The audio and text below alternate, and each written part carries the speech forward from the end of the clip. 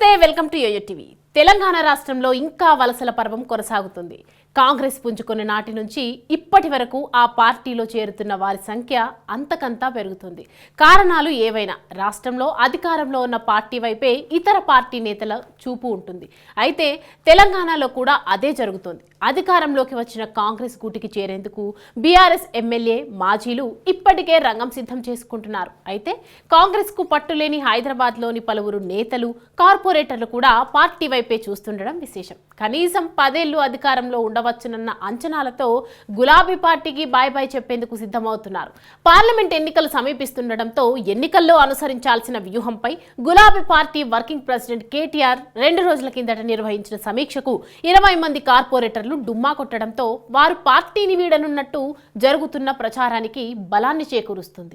హైదరాబాద్ నగరంలో ఒక్క MLA సీటుకు గెలవలేని Congress party కనీసం జీహెచ్ఎంసీలోనైనా బలాన్ని పెంచుకునేందుకు కార్పొరేటర్లకు ఆపరేషన్ ఆకర్ష్ నిర్వహించి పార్టీలో కలుపుకుంటుందని భయం గులాబీ పార్టీలో స్పష్టంగా కనిపిస్తోంది. మొత్తం 60 మంది కార్పొరేటర్లుండగా కేటీఆర్ సమావేశాన్ని కేవలం 43 మంది హాజరైనట్లు సమాచారం.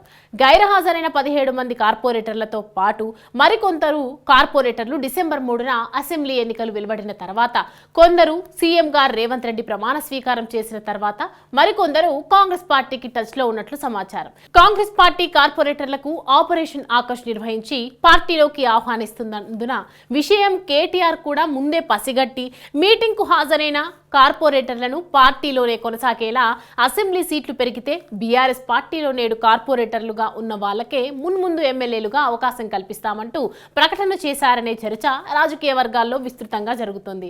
సిటీలో కాంగ్రెస్ పార్టీకి నాంపల్లి, జూబ్లీహిల్స్ మినహా మిగిలిన 13 స్థానాలకు బలమైన అభ్యర్థులు సైతం లేకపోవడంతో వీలైనంత త్వరగా కాంగ్రెస్ లో చేరితే తాను ఎంచుకున్న నియోజకవర్గంలో కనీసం రానున్న 5 ఏళ్లలో ఎమ్మెల్యేగా పోటీ చేసేందుకు క్యాడర్నైనా సిద్ధం చేసుకోవచ్చని పలువురు కార్పొరేటర్లు త్వరలోనే కాంగ్రెస్ లోకి జంప్ అయ్యేందుకు రంగం సిద్ధం చేసుకుంటున్నట్లు తెలుస్తుంది.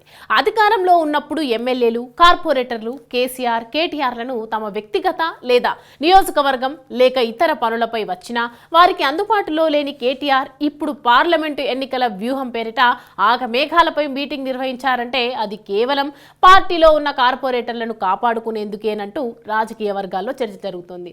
ఉద్యమ దశ నుంచి టీఆర్ఎస్ పార్టీలో, ఆ తర్వాత బీఆర్ఎస్ పార్టీగా మారినా అందులో కొనసాగుతూ తనకు కార్పొరేటర్, ఎమ్మెల్యే టికెట్లు కావాలని అడిగిన వారికి గతంలో కేటీఆర్ టికెట్లు ఎవరికి అనేది నిర్ణయించేది కేసీఆర్ఏనంటూ సూటిగా జవాబు చెప్పిన ఇప్పుడు అధికారం పోయిన తర్వాత కార్పొరేటర్లు అడగక ముందే అసెంబ్లీ సెగ్మెంట్ పెరిగిన అసెంబ్లీలో మీకే ఎమ్మెల్యే అవకాశం దక్కుతుందని మీటింగ్లో వ్యాఖ్యానించడం కార్పొరేటర్లను కాపాడుకునేందుకు పడుతున్న ఆపసోపాలకు నిదర్శనమంటూ రాజకీయ వర్గాల్లో హాట్ టాపిక్గా మారింది.